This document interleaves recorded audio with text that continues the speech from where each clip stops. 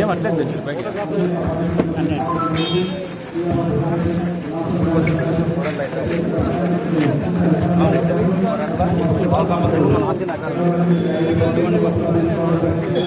నాయకులంతా బస్సు దగ్గర ఇవ్వండి.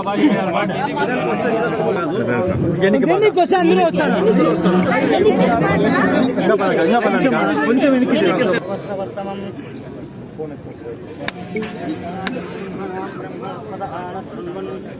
महागणाधिपतये नमः। ओम सुमकस्य एकदन्तस्य अर्जेंटा ओम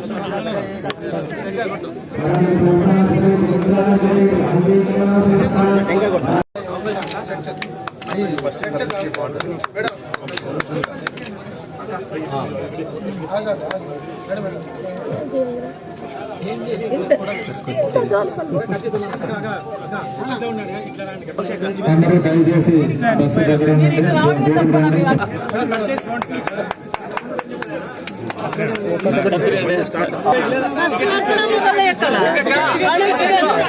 సోమన్న కూర్చో కూర్చో వరకు బాగా చేతులు తీసేయండి. ఆయన చేతులు తీసేయండి. షేక్ చేయండి కాస్త. కెమెరా షేక్ చేసుకోరా.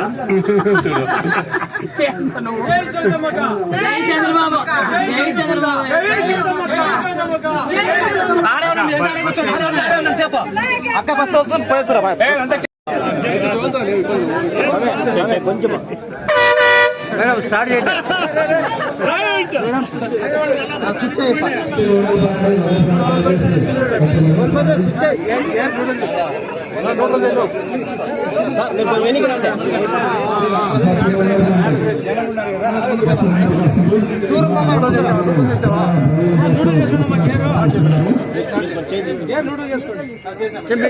మీరు చెల్చండి పక్కన తిండి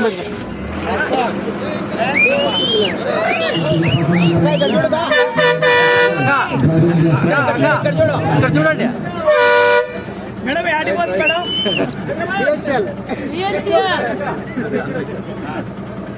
నంబర్ 1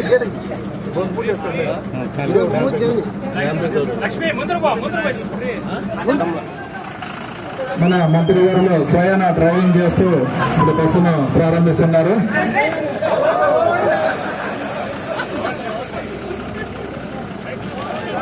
మీరు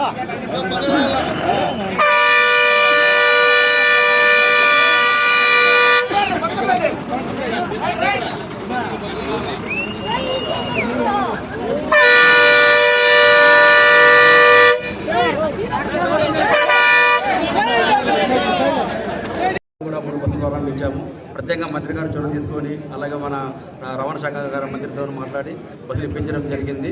అలాగే ఈ బస్సులు కూడా మన పెనుకొండ పారిశ్రామిక ఎంతో అభివృద్ధి చెందుతుంది. దీనిలో కియా ఫ్యాక్టరీ కానీ అలా కియా అనుబంధ సంస్థలు కూడా ఎన్నో నెలకొనలో ఉన్నాయి. ఇక్కడ నుంచి గార్మెంట్ ఇండస్ట్రీస్ కూడా చాలా ఉన్నాయి. అలాగే రీసెంట్గా కేంద్ర ప్రభుత్వం యొక్క నాసిన్ అకాడమీ కూడా ఇక్కడ ఏర్పాటు చేయడం జరిగింది. వాళ్ళందరికీ బస్సు సౌకర్యం కల్పిస్తే బాగుండే ఉద్దేశంతో మంత్రి గారు అడగడము, అలాగే రవాణా శాఖ మంత్రి గారు శాంక్షన్ చేయడము, ఇలా బస్సు ఏర్పాటు చేయడం జరిగింది. దీనివల్ల గవర్నమెంట్ నుంచి ఇక్కడ పోయే మన ఫ్యాక్టరీలో పనిచేసే వర్కర్లకి అలాగే చదువుకున్న పిల్లలకి వీళ్ళందరికీ ఎంతో ఉపయోగకరంగా ఈ బస్సులు ఉంటాయి. కాబట్టి సౌకర్యం వినియోగం కోరుచున్నాము. ఇది గోరంట్లలో రాత్రి 7:30 ఇక్కడ బయలుదేరుతుంది. ఉదయం 6:30 కల్లా హైదరాబాదు పిహెచ్ఎల్ దాకా వెళ్తుంది అనమాట. అంటే మధ్యలో అమీర్పేట కానీ సాఫ్ట్వేర్ ఇండస్ట్రీ వాళ్ళందరికీ కూడా ఉపయోగపడుతుంది. అలాగే రాత్రి 8 గంటలకి పిహెచ్ఎల్లో బయలుదేరి 10 గంటలకు హైదరాబాద్ బస్ స్టాండ్లో బయలుదేరి ఉదయం 7 కల్లా గోరంట్ల చేరుకుంటుంది. కాబట్టి బస్ సౌకర్యాలని వినియోగం కోరుచున్నాము. అలా గతంలో కూడా 3 బస్సులు ప్రారంభించాము. ఆ 3 బస్సులు ఇది కూడా వినియోగించుకుంటే త్వరలో ఇంకా కొత్త బస్సులు కూడా వచ్చే అవకాశం ఉంది. అంతేకాకుండా మొత్తం సస్యాచీలు ఏర్పడిన తర్వాత గత సంవత్సరం కొత్త ప్రభుత్వం వచ్చిన తర్వాత దాదాపు 85 బస్సులు ఒక నూతన బస్సు జిల్లాలో ప్రవేశపెట్టడం జరిగింది. అలాగే కొత్తగా సర్వీసులు కూడా కత్తి డిపో నుంచి, పుట్టపర్తి డిపో నుంచి, అలాగే తరబడి డిపో ప్రారంభించి అవన్నీ వినియోగించుకుంటే భవిష్యత్తులో ఇంకా జిల్లాలో బస్సులు పెరిగే అవకాశం ఉంటుంది. అలాగే మంత్రి గారు ప్రత్యేక చొరవ తీసుకొని పెనుగొండ బస్ స్టేషన్కు 72 లక్షలతో పునర్నిర్మాణాన్ని రెనోవేషన్ ప్రతిపాదన పంపించడం జరిగింది. అవి కూడా నెక్స్ట్ బడ్జెట్ మీటింగ్లో దాంట్లో ఇక వచ్చేస్తే నెక్స్ట్ ఇయర్లో పనులు ప్రారంభించే అవకాశం ఉంటుంది. కాబట్టి మంత్రి గారికి ఈ సంవత్సరం ప్రత్యేక ధన్యవాదాలు తెలియజేసుకుంటున్నాను.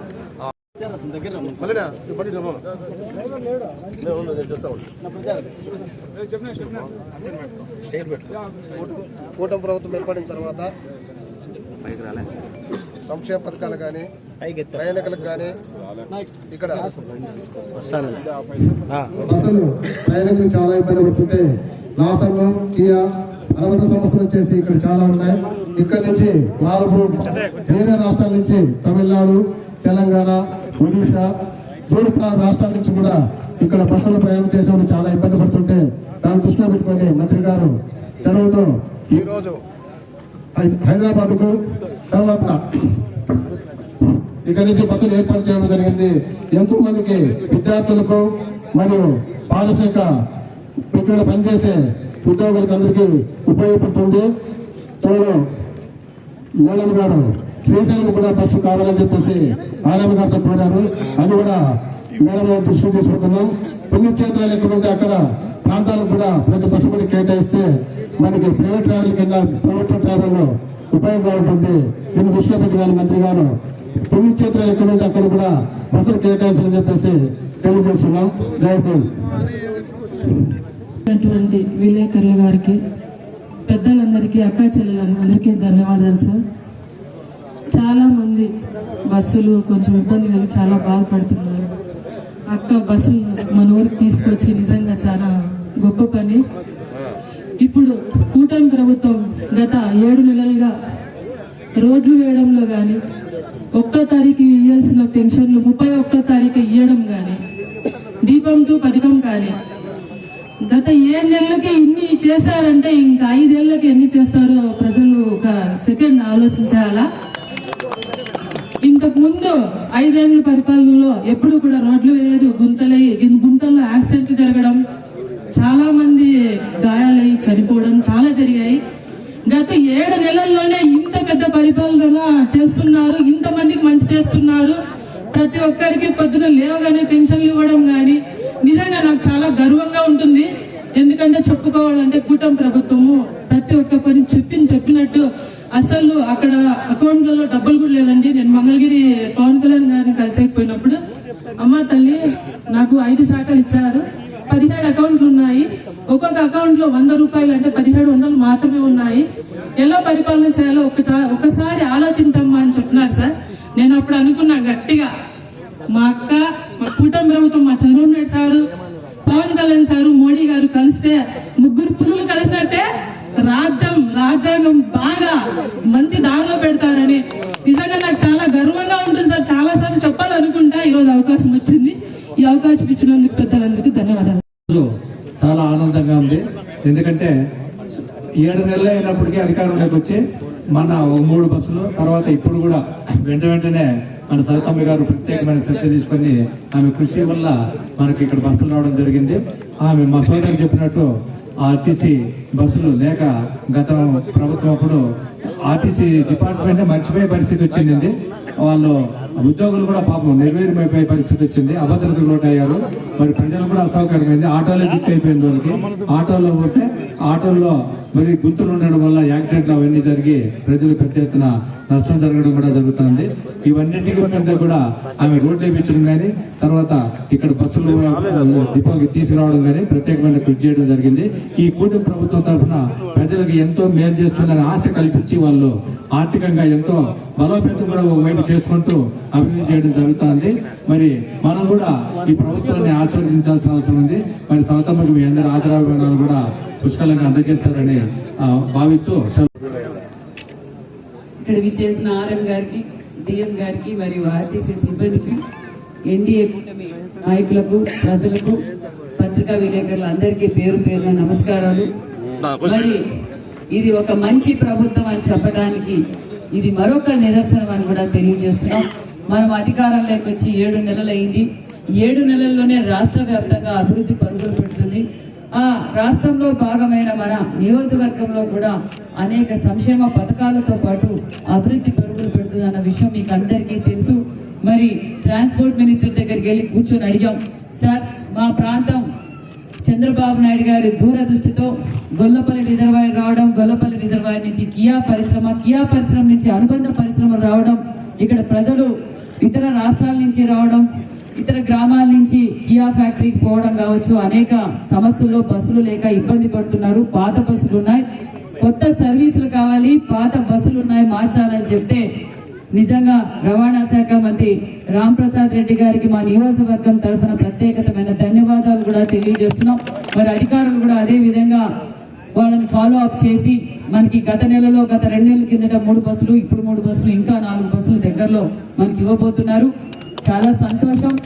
కానీ మేము మా ప్రజలు అడుగుతున్నది ఏంటంటే ఆర్ఎన్ గారు, కొత్త సర్వీసులు కావాలి, కొత్త సర్వీసులు పెంచండి.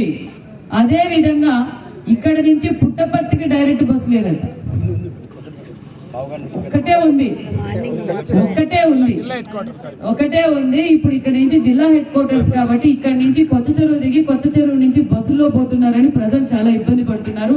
అదే విధంగా మరి శ్రీశైలం పుణ్యక్షేత్రానికి కూడా మరి ఒక డైరెక్ట్ సర్వీస్ పెడితే కూడా బాగుంటుంది. అదే విధంగా మరి ఈ రోజు మన సత్యసాయి జిల్లాలోనే సుమారుగా 85 కొత్త బస్సులు మనం ఈ రోజు ప్రారంభించాం. జిల్లా వ్యాప్తంగా అంటే 85 కొత్త బస్సులు. గత 5 ఏళ్లలో 8 బస్సులు కూడా తీసుకురాలేదు, అసలు బస్సులే తీసుకురాలేదు. మరి రాష్ట్రం అప్పుల్లో ఉంది. గత ప్రభుత్వం చేసిన అప్పులు కట్టుకుంటూ రాష్ట్ర అభివృద్ధి చేసుకుంటూ సంపద సృష్టించుకుంటూ సంక్షేమం సృష్టించుకుంటూ రాష్ట్రాన్ని పరుగులు పెట్టిస్తున్నారు. ఒక పక్క పరిశ్రమలు వస్తున్నాయి. ఇది మంచి ప్రభుత్వం అని చెప్పడానికి నిదర్శనం. ఎందుకంటే ఈ రోజు కొంతమంది వైసీపీ నాయకులు మాట్లాడుతున్నారు, ఇంకా అభివృద్ధి జరగలేదు, ఇంకా సూపర్ 6 పథకాలు ఇవ్వలేదు అని. సూపర్ 6 పథకాలు ఇవ్వలేదు అని మేము అనలేదు, ఖచ్చితంగా ఇస్తాం. అందులో భాగంగానే 3000 ఉన్న పెన్షన్ ని 4000, భారతదేశ చరిత్రలో ఏ రాష్ట్రంలోని ఇవ్వని విధంగా ఈ రోజు 3000 ఉన్న పెన్షన్ ఒక్కసారిగా 4000 ఇచ్చిన ఘనత మాన్యశ్రీ ముఖ్యమంత్రి చంద్రబాబు నాయుడు గారు. అది కూడా ఆదివారం 1వ తారీఖు వస్తే 31వ తారీఖే పెన్షన్ ఇచ్చిన ఘనత మాన్యశ్రీ ముఖ్యమంత్రి చంద్రబాబు నాయుడు గారు. 3000 ఉన్న పెన్షన్ 6000 చేశాం.